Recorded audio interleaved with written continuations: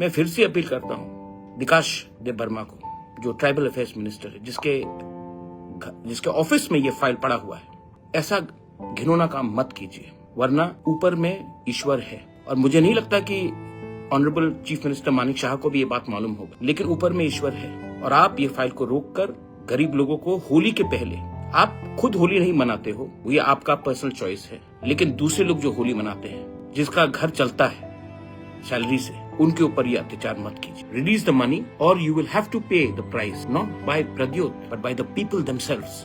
I am sorry, there are different ways of doing politics, but this is not the right approach, making the poor people suffer. Imagine if this happened. अगर मैंने कुछ ज्यादा बोला है तो मैं माफी मांगना चाहता हूं। पहले भी we have fought elections.